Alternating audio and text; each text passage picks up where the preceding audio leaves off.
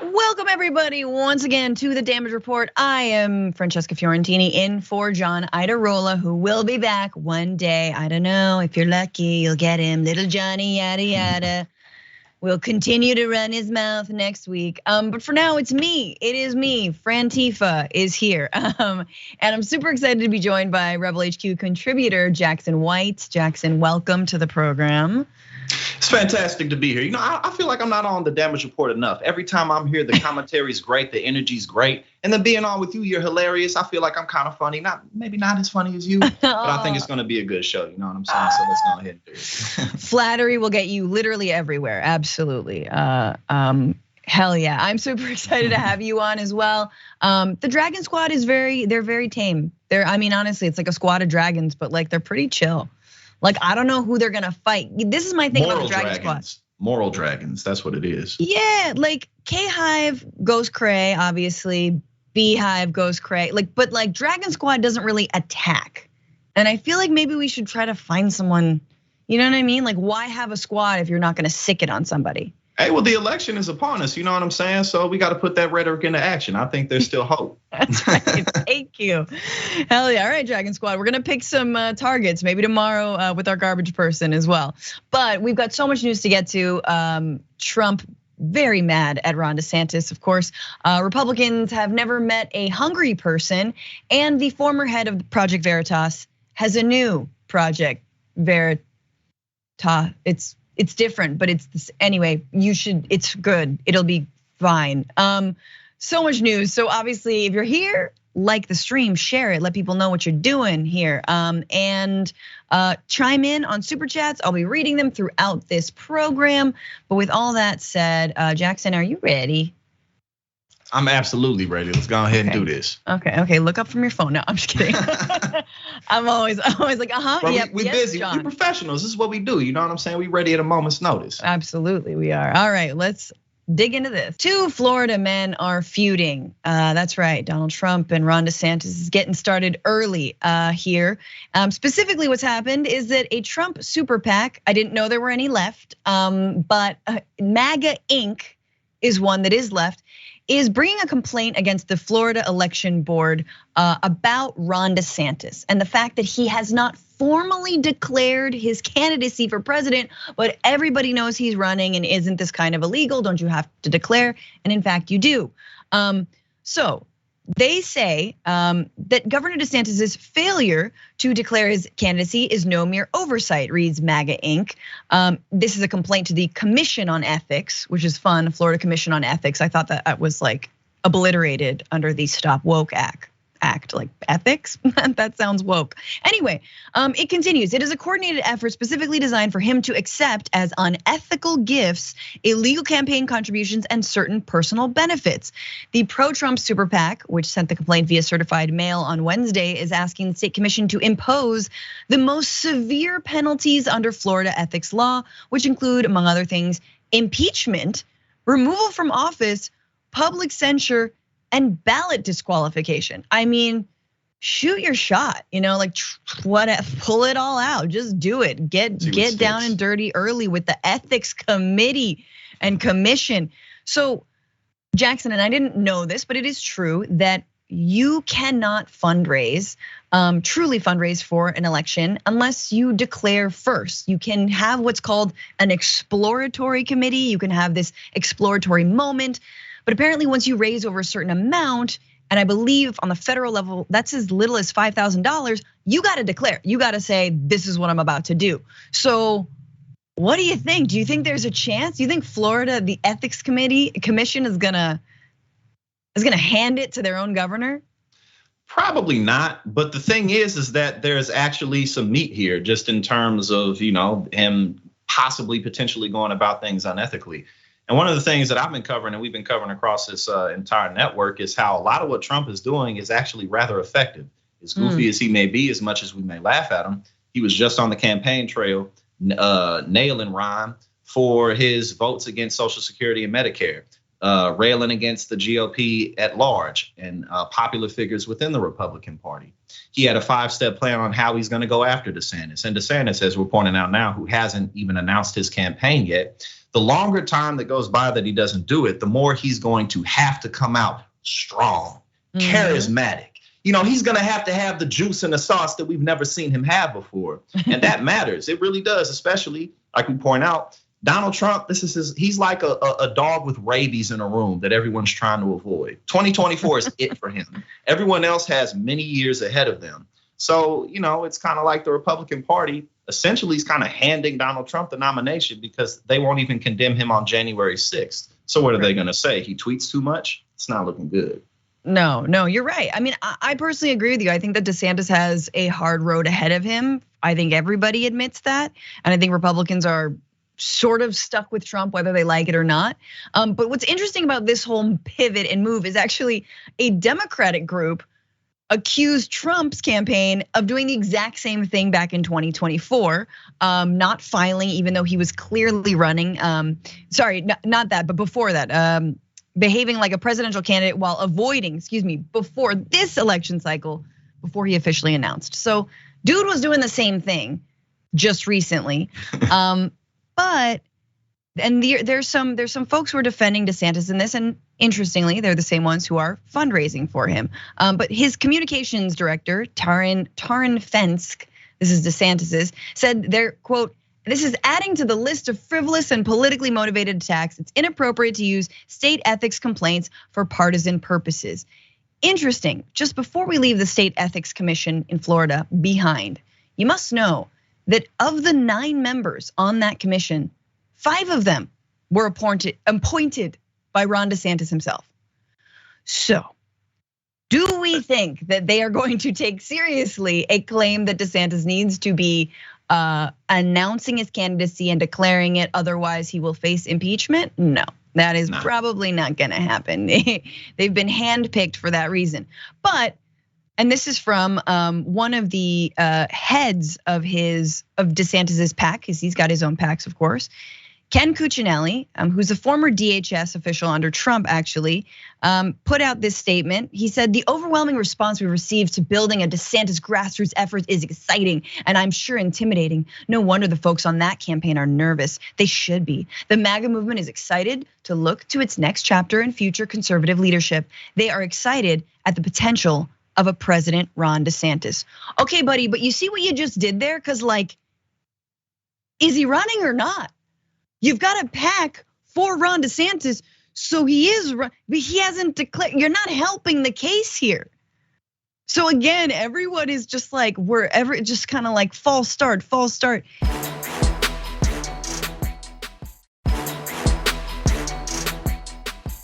Let's go to this.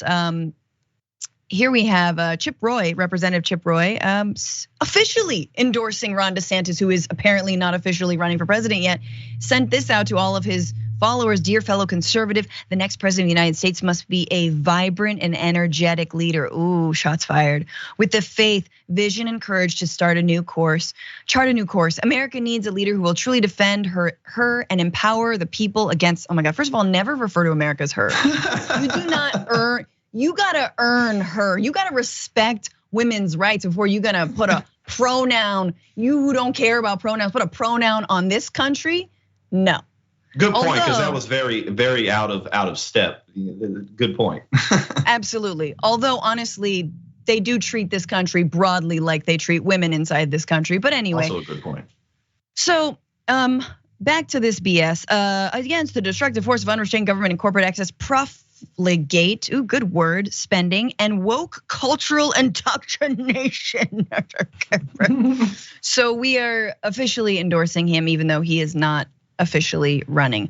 But it is interesting. These are pretty, I don't know, Jackson, Ken Cuccinelli, Chip Roy, they're not household names for endorsements. They're not, and I mean, we've seen before. I mean, keep in mind, in 2015, Republicans didn't like Trump either. And at this point, really, the only people who were, publicly expressing their disgust or disdain for Donald Trump are Republicans, like Chris Christie, who's only mad at him because he wasn't in his administration, or Tom Bolton, the mustache man, who got mad at Trump only after he got dismissed by Trump.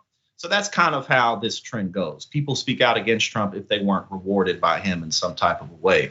And 4 polls, Emerson, Yahoo, YouGov, Then there was a Fox News presidential poll and another Republican poll that came out that showed Trump's approval rating go up a lot in February.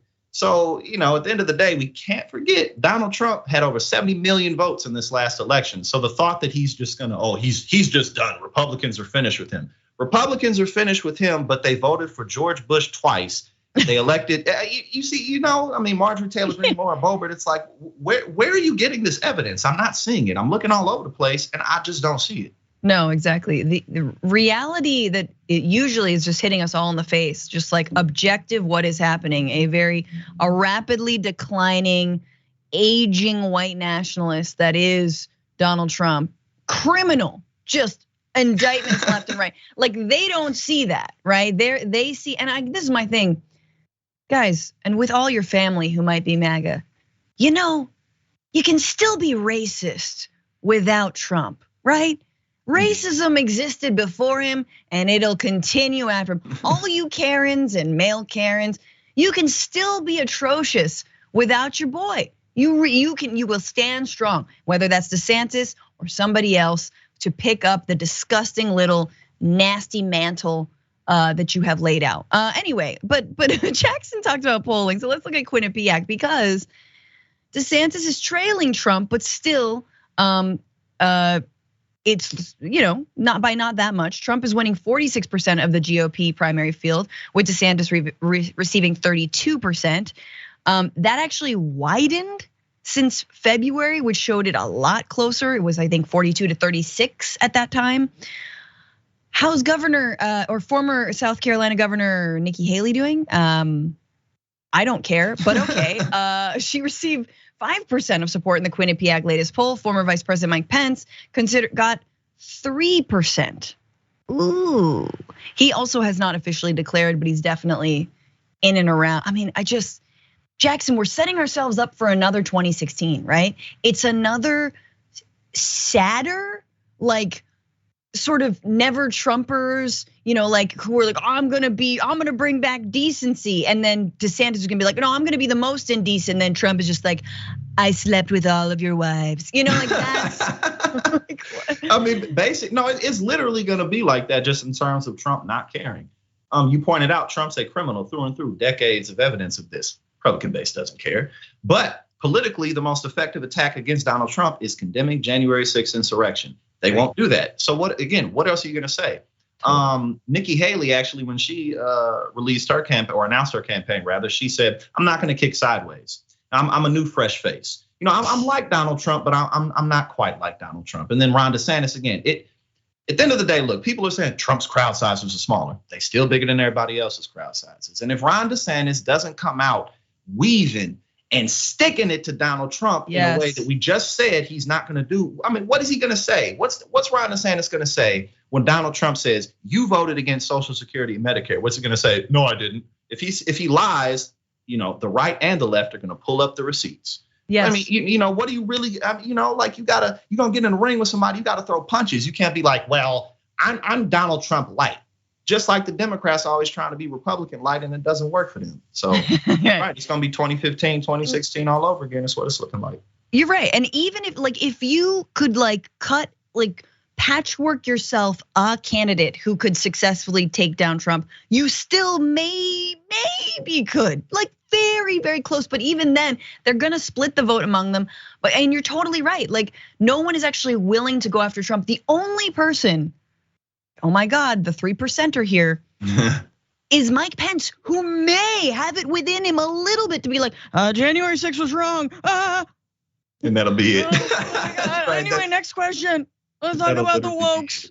Oh, well, speaking of Mike Pence, though, on top, he was just on CNBC, and for 5.5 minutes, all he talked about was cutting Social Security and Medicare. Because I just had a new granddaughter, and when I look at her, I can't imagine her having to pay off the debt and the deficit. I have to think of my future, the future generations, which will hand votes to Donald Trump. Even though he only has that 3%, pretty much everyone else other than him is talking about that. And whether it's the truth, whether Donald Trump really intends to protect Social Security or not, it doesn't matter. Because you pointed out the exact thing. There has to be someone who's pretty much like Trump to take out Trump right now. Otherwise, It's 2028. Everybody else has their eyes on 2028, including Democrats. Yeah. Yep. absolutely. That was actually a pretty good Mike Pence impression, and I just want to like salute you for that because that was good. I practice. I try. Like so much Jesus pain. Jesus pain. Mother.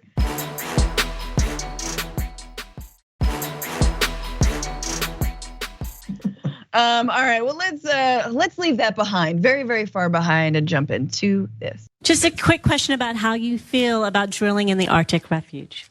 Totally opposed to it. Completely, totally opposed to it. And I think I'm the only one, maybe not the only one running, who's been up in the Arctic Circle. Remember the great oil spill that occurred? And I watched when I went up there, and I went up in a helicopter up on the North Slope and saw what was going on and saw what was happening as the glaciers began to melt and how the caribou and everyone, there's a lot going on up there. And it's a real gigantic problem. And by the way, no more drilling on federal lands, period. But the Arctic Circle is a disaster to do that. A big disaster, in my view. The way we were back when we needed people's votes and we couldn't just rub it in their faces like we can now. That was then candidate Biden back in 2020, claiming that he would oppose Arctic drilling. And it looks like this week, that has been a complete reversal. In fact, he forgot that promise and he has approved a major drilling operation in the North Slope of Alaska. That is called the Willow Project. This is a $7 billion gas drilling project. And it is a pared down, but similar aims of it's a ConocoPhillips operation. The administration signaled that it had few legal options, however, but to approve Willow, given that the oil giant ConocoPhillips has the lease rights for the region that date back to the late 1990s. Remember, a lot of these lands have already been sold. It's just that these companies don't actually excavate. They don't actually pump oil out of it. They don't drill yet because they don't need to. Why would they when they can charge us whatever the hell they want to at the pump? And look, it's kind of a benefit. Hey, keep it in the ground. That's what I say. That's what a lot of activists and organizations say as well. But let's continue. Quote, this was an existing project that the US government had already given ConocoPhillips the rights to the reserves, and they would have lost in court. That is, the Biden administration would have lost in court had they been sued and forced to greenlight this project. That's from Army Myers Jaff, Director of Energy, Climate Justice, and Sustainability. And I did check, and Deborah Haaland also spoke on this very, very difficult decision, and effectively agreed that it was a hard one to make, but that ultimately, because this was a pre-existing lease, they had to go forward with it.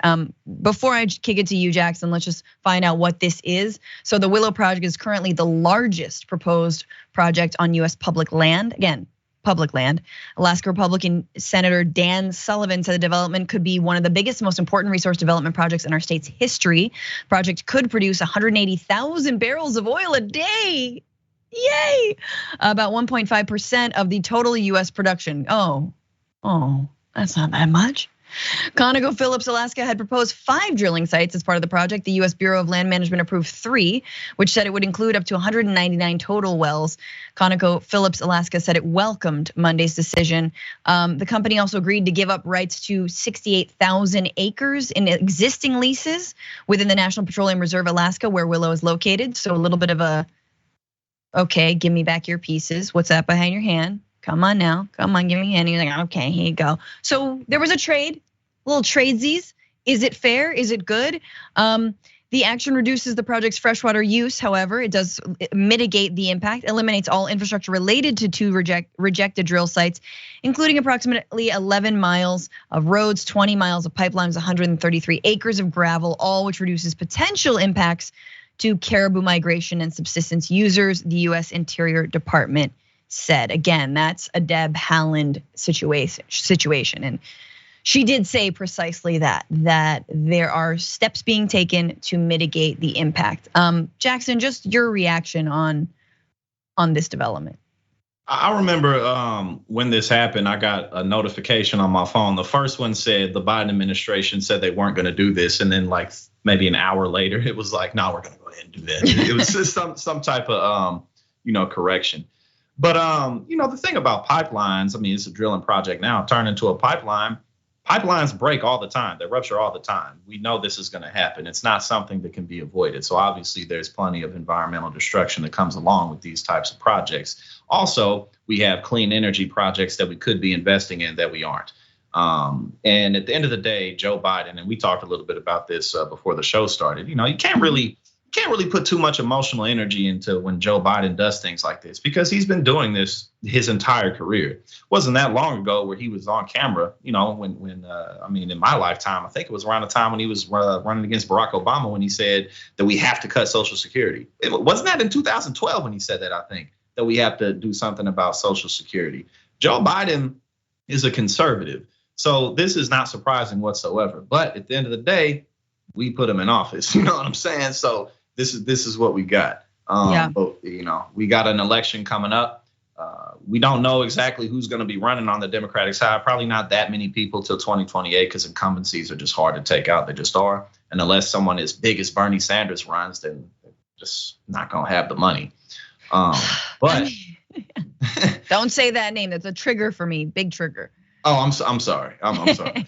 But, it's just, this is something that we're just going to have to continue to fight for, not just in presidential elections, but in all of our local elections, get more involved in our communities and just volunteer more. It really is going to come down to the people, because, anyone who's remotely like Biden or a corporate Democrat, they're not going to help us. Yeah, I mean, there have been victories, obviously, Keystone XL pipeline being canceled. Then there's Line 5, which has replaced that worry. But they keep on cropping up, and we have to keep on fighting and resisting them. And actually, folks specifically on TikTok, which I'm reading as young people, have done exactly that when it comes to the hashtag Stop Willow campaign. So environmentalists have made it a top priority at Graphic 9. And in recent weeks, young activists have launched this Stop Willow TikTok campaign to apply further pressure. And just to show you how much this Willow project is resonating online, look at this change.org petition. 3.9 million signatures on this to stop this Willow project. There's some caribou there, baby caribou. I mean, honestly, I will sign anything that has a baby caribou on it. And everybody knows that. And I do not read it if it has that baby caribou. Obviously, environmentalists are recommitting to fighting this. But you see Senator Lisa Murkowski, she's happy about it. She tweeted, "We did it, Alaska. I'm so relieved that an economically viable Willow project is being area approved. What a huge and needed victory for all of Alaska. This project will produce lasting economic security benefits for our state and the nation." And I think this is where I get upset, because look, fossil fuels have been used by state leaders, legislators on a federal level, as leverage for bringing jobs, for economic infusion, for opportunity and all this. And yet at the same time, they are literally choking our communities to death. We are dying. We are dooming ours and future generations. We are completely abusing the land, drying up resources, and slowly killing ourselves. So is that a good trade-off for a few jobs that probably are more like, like 50 to 100 jobs, if that? Like, we cannot live in a country that has only opportunities for employment in either fossil fuels or prisons. That's not a place that I want to be. And yet that is the reality in many, many, many states. And so again, when we call for ways to infuse this country with cash, i.e. dropping student debt, which will alleviate people, which will not strap people with that, infuse total infusion into the economy, people starting businesses, people investing locally, all of the ways that we can invest in our communities and find that money. No, we got to do it by extracting oil and giving most of the lion's share to a private corporation that knew this was killing us from jump, and then they kept on doing it. The silent hand of the market, that's all it is. Yes. And the irony is, the same people, as you pointed out, for the future generations, we're, messing up the land, the environment, the ecosystem. And the same people who like Murkowski, who you just put up, who was like totally in favor of this, but they'll also make the argument, we got to cut Social Security, man. We got to get rid of Medicare because our grandchildren, we got to think about it. The planet, who cares? But money, that's what matters. Yeah, exactly. When my great grandchild is clutching to a board floating in just a massive, like once in a generation flood, I feel like she's gonna be saying, "Oh, what about the deficit? Oh." 100%, because that's going to rebuild the infrastructure right in that moment. That's going to put food in her belly. So that's exactly what she'll be worried about. For sure. She was like, at least we balance the books. Swear to God. All right, we have to take a break. Our first break. There's more though after this.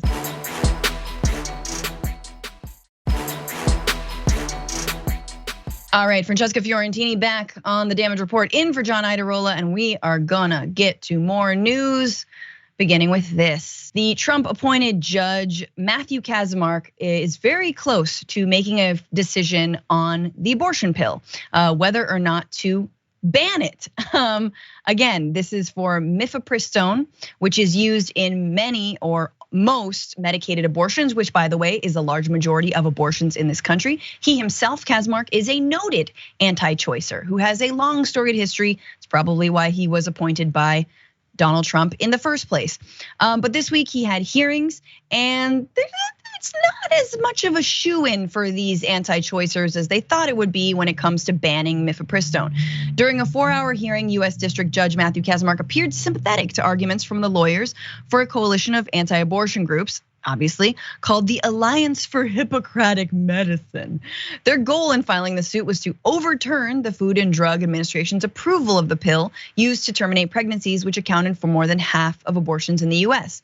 In Wednesday's hearing, attorneys for both sides largely focused on the FDA's regulatory and approval process and didn't mention abortion or access or when life begins. Kacsmaryk seemed to offer plaintiffs more windows than the defense to clarify and elaborate on their arguments, especially those related to the FDA's approval process and the scope of a potential injunction.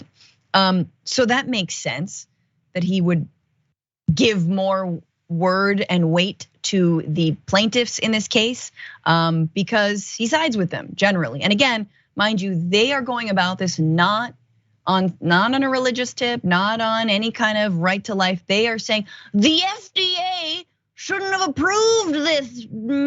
They're going about it through the bureaucratic channels, and you got, hats off for trying, I guess. And you might knock it out of the park on this one and screw it all for, millions and millions of women across this country. Anyway, however, the judge did stump, and this was fun that they didn't have a response to this, stump the Alliance for Hippocratic Medicine, again, these anti-choicers. He stumped their lawyers when he asked if they could offer another example of a drug that after like 20 years in operation, whether another drug had been rescinded in terms of its availability. And the answer was, no, I can't, replied Eric Baptist, senior counsel with conservative Christian legal group Alliance Defending Freedom. As to why the legal challenge came so long after the drug's approval, Baptist blamed the FDA, saying it took the agency 14 years to respond to a citizen's petition raising concerns about mifepristone. Justice Department lawyer Julie Strauss Harris said the removing a drug that had been safely in use for 20 years would be unprecedented. It's important to step back and think about what the agency did here, Harris said. The FDA did not require anyone to take it. They simply said it was safe and effective. Kacsmaryk said he's likely going to rule very soon, which will probably be appealed. It's gonna go to a bunch of other even more conservative courts. But Jackson, what I love about this story is that he set his homies up, like all these people he knows. He knows all these folks, they're all on the same side against women. And he sets them up for a basic question like, can you name any other medication that was taken off the market after it was approved? And they're like, I didn't think you'd ask me a hard question.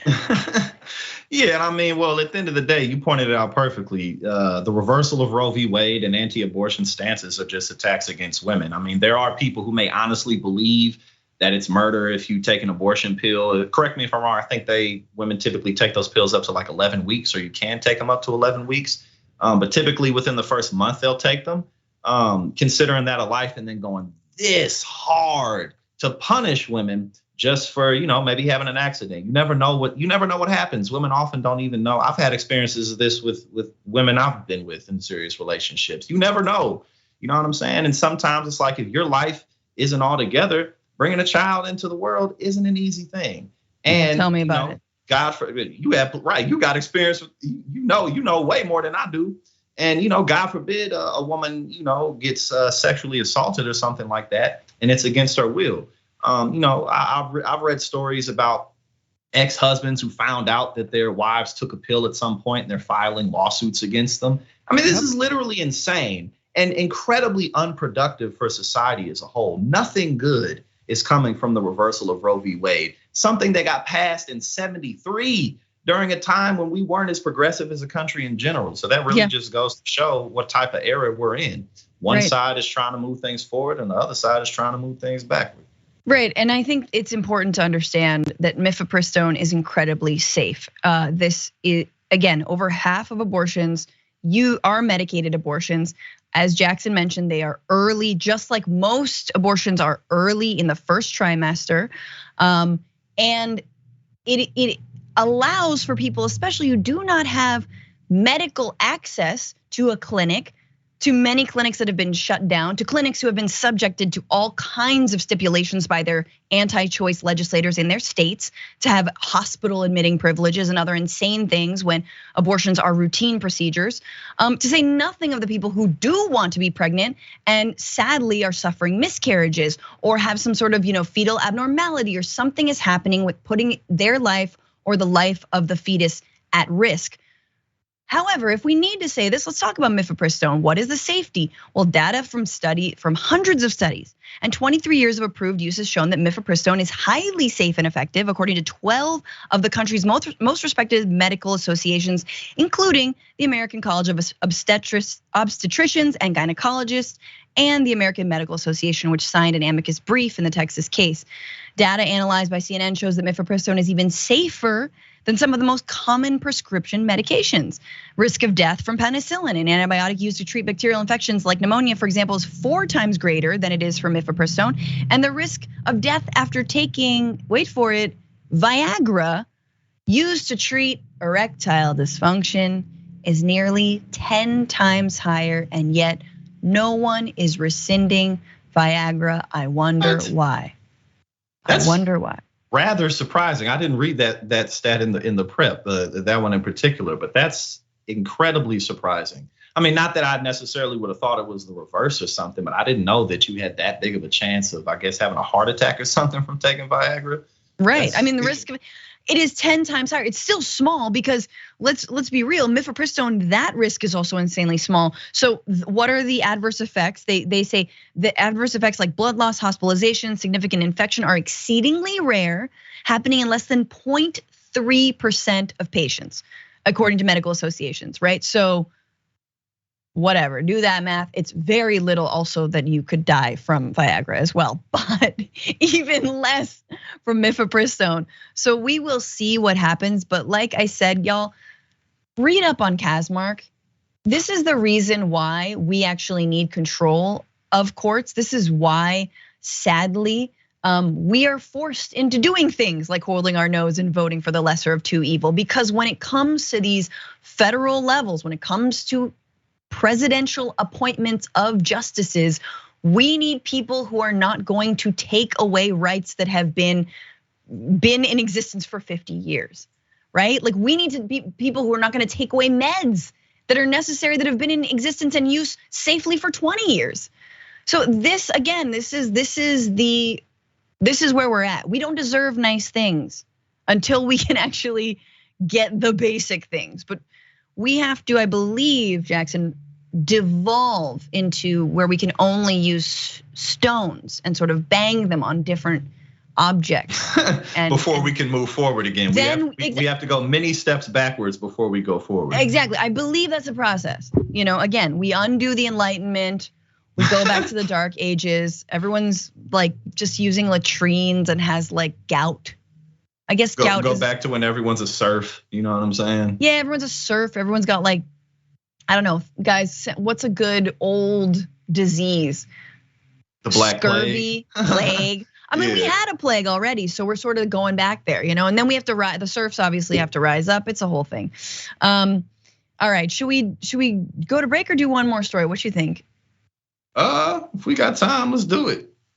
Let's jump into this one here. Mr. President, I have yet to meet a person in Minnesota that is hungry. Yet today. I have yet to meet a person in Minnesota that says they don't have access to enough food to eat. Now, I should say that hunger is a relative term, Mr. President. I had a cereal bar for breakfast. I guess I'm hungry now. Oh my God. That is an elected official. That is Republican State Senator Steve Drazkowski, who is speaking against a bill to provide free breakfast and lunch to students in Minnesota. Imagine that is your legacy. I bet that man calls himself God-fearing, Jesus-loving. I bet he's got one of those little fish on the back of his stupid cars. I'm sorry, but there he is arguing. Let's look at this. Let's look at this face. Look at this hungry face. Here he is, Mizona. There he is. I mean, he does look like he could eat, but here he is claiming that he's never met a hungry person, never met a hungry Minnesotan. By the by, in 2022, we got some stats. Minnesotans made more than 5.5 million visits to the state's 476 food pantries, according to Hunger Solutions Minnesota. At least 61,000 Minnesota children live in poverty. What does that mean? You don't always have enough food on the table. Maybe you only have one meal a day. Maybe you skip breakfast. Maybe you can't focus in school. The stats around what happens when you provide school lunches and children and students in school, do we need to regurgitate them? Does anyone who would, I'm sorry, Jackson, but who would get up and stand against feeding children? That guy right there, because he's never actually been to those food pantries. Clearly his district, we don't have food pantries. We make sure that those people, we're on next door talking about the man walking at 2 a.m. Who was that? Let's call the cops. You know where he lives. So yeah, no, it's just, I mean, what a blockhead thing to say. I like, you've met everyone in an entire state, first and foremost. and then again, too, like Ben Shapiro, he was just making comments about, he said, it's not that expensive to feed a child. I have 3, I know. Like, bro, you're rich. You've had money for a long time. Like, you're not struggling. But what? Screw the kids? Is that what we're saying? Like, the kids need to pull themselves up by their bootstraps. Let's go sell some candy. Like, I mean, what else are they going to do? And the idea that we shouldn't provide lunches to schools and kids or anything along those lines. Well, what are they supposed to do? It's literally just screw everyone who isn't rich. It's really not more complicated than that. It Absolutely. Really is. By the way, the bill's author is Democratic farmer and labor Senator Heather Gustafson, who said it's estimated that almost 275,000 students in the state get free and reduced price school meals. She said another 18% of students who would likely to qualify haven't submitted the necessary paperwork. I mean, what it means to qualify is that your income level is low enough that you need this, that it is difficult for you to make ends meet, to make sure your kid has a healthy lunch when they're in school. And let's talk about those. I mean, added the SNAP benefits that are going away this week, the ones that were not rescinded under the pandemic. No one was kicked off of SNAP. In fact, they were expanded under the pandemic. Those are all going away. But as to Jackson's comment about Ben Shapiro, yeah, he also had thoughts on hunger and the hungry children. Take a look at this fun moment.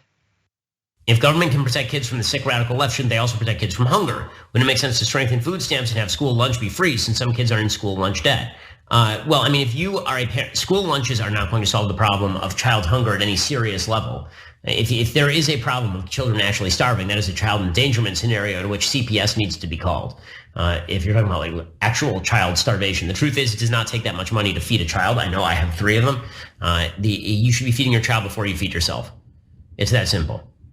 There's a much deeper problem at work than school lunches if kids are legitimately starving. That's right. You just blame the parents, blame the parents. Da, da, da, da, da.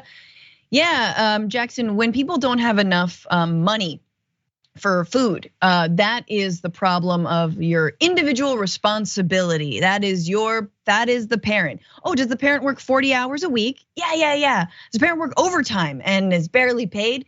Yeah. Does the parent qualify for things like SNAP and food stamps? But those have been drastically reduced, and there's maybe like, I don't know, $30 a month. Yeah. Still, doesn't matter. I love this clip because it says to me all you need to know about the Republican Party, all you need to know about the right wing, which is they're a bunch of privileged a-holes who've never struggled a day in their lives. They don't know what hunger is because they've never felt it. They don't know what homelessness is because they never slept in their cars. And yet they believe they can unilaterally declare that anyone who has slept in their car or gone hungry is negligent, hates their children, the CPS should be called, and their kids should be taken away from them. Are you kidding me? Amazing, the bubble people live in. And these are the type of people you see this like on Instagram, business influencers who are really all just a bunch of frauds and con artists. But they'll say stuff like, if I only had $100 to my name, I'd start an online business, because these days you can sell it. It's like, oh, okay, yeah, you wouldn't, if you've ever actually only had $100, you would know that I got to eat with this money. Like you pointed out, people having to sleep in their cars, bills having to be paid every month. But one of the things that really kills me about the Republican rhetoric, especially whether it's commentators or politicians in general, it's like, this won't solve the whole issue, so let's just do nothing. You know what I'm saying? Like it's totally. Whether it's this or the issue of gun violence in this country, anything. Well, that won't solve the whole problem, so let's just not do anything whatsoever. And it's like, oh, and then he mentions, well, you got to call CPS. Like I'm sure you're staunchly in favor of that government program, aren't you? It's just, they don't care about poor people. They just don't care. But that's the thing. I mean, that's such a good point. Because like, okay, so you believe in CPS, you believe in a government agency that routinely takes children away from their parents, which like, let's not like, the CPS has needs, it can be vital, it can be terrible, it depends on how it is carried out. But whose children are most often taken away from them? Generally poor people.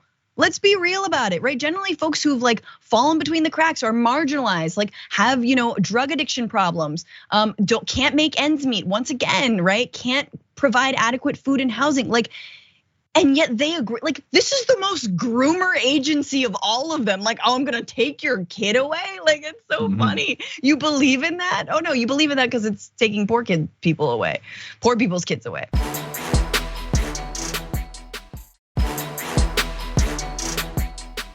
Florida does have to resign. Okay, so Ron DeSantis does have to resign before he actually runs. So who is gonna stop woke if he is no longer there to stop it? He does? He has to resign? Florida has a resign law. We've been fact-checked. He's not gonna run. He's not gonna run. I could be wrong, but that doesn't, I mean, politically, strategically, career-wise, if it's gonna be like that, it really isn't a good thing for him to run. Just keep doing your thing. You know what I'm saying? If it's Jackson, really do you really think that though? Because don't you feel like, I mean, do you think Ron DeSantis, like, does anyone need to be at the helm of Florida? Like maybe Florida's had enough. Maybe Florida should just be like communally run for a little bit. Well, I was just speaking in terms of him selfishly as an individual. You know what I'm saying? Like for his career, like if it's really like that, he has to resign. And then you lose, like the stakes are too high. It just doesn't make sense. That's true. And if that's the truth, then I'm pretty convinced he's not running. I love this. I love your take on DeSantis. I really like how you're not afraid of him because I think he's weak. He's not. He's the way people see him or talk about him. It's all hypothetical. He hasn't run a presidential campaign, so And again, if that law is really that strict, then my mind's made up. Yes. All right. Well, we have probably my favorite story of this entire day. Guys, move over, firemen. We're talking about goats. That's right, fire goats. Fire goats in California who are stopping wildfires before they start. This is a new way to combat what wildfires have done to this state. And given that wildfires are going to get only worse, in future years. There are different methods, and yes, there's pouring a bunch of fire retardant all over like forests. There's controlled burning, and then of course, put back the photo. There are goats. There are goats. I need to be next to a goat right now. Let's look at. Thank you. Hey. That just made me feel quite comforted. And look at this. Look at this. All right. So what are they doing? How do they do it? So goats. This is according. No, let's look at this. Goats are hungry, agile, and far from picky. Hell yeah, me too, girl. Across California, herds of goats are being used to prevent wildfires alongside more traditional forms of fire prevention.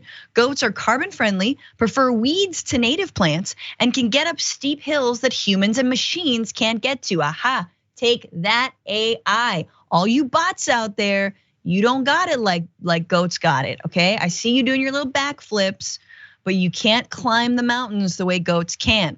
So goats have become a mainstay for fire prevention. It takes about 100 goats to graze over an acre a day. They thin down the plant coverage, making it harder for fires to spread. They're quieter than lawnmowers and gentler on the environment than pesticides. Can someone please call goats to all of my neighbors' yards? Because I hate the leaf blowers and the lawnmowers. I can't anymore. I just want goats.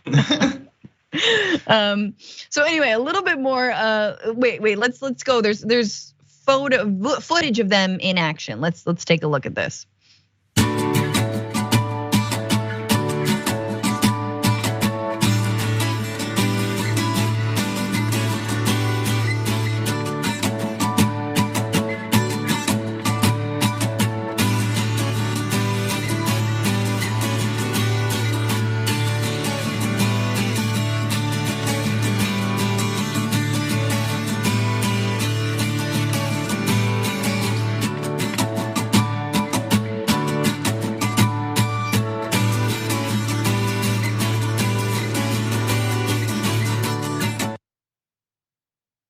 Play it again. No, I'm kidding. I just want to watch that forever. I'm a goat. I'm gonna stop a fire. Okay.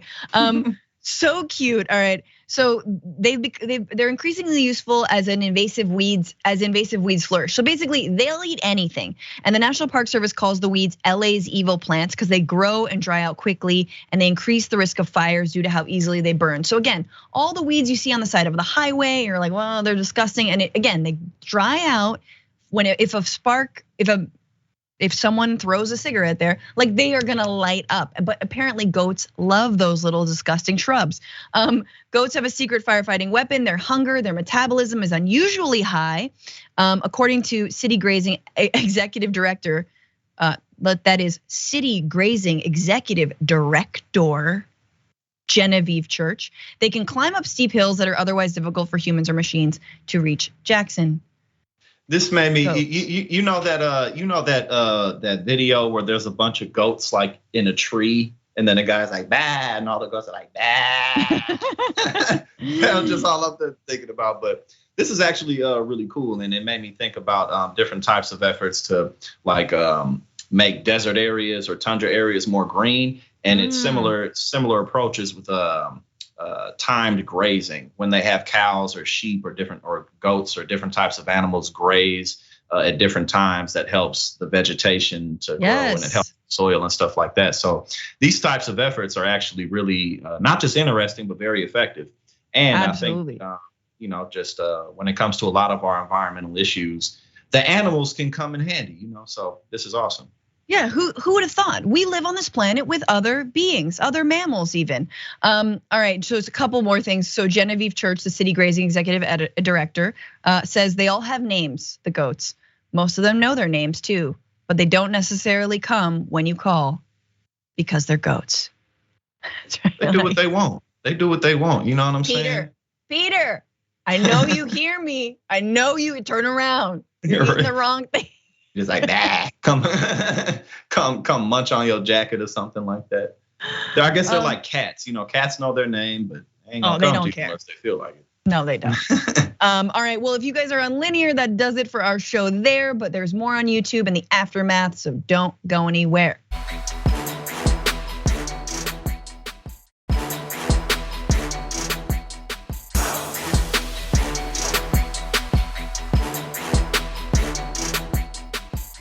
Thanks for listening to the full episode of The Damage Report. Support our work, listen ad-free, access members-only bonus content, and more by subscribing to Apple Podcasts at apple.co/TYT. I'm your host, John Adarola. I'll see you soon.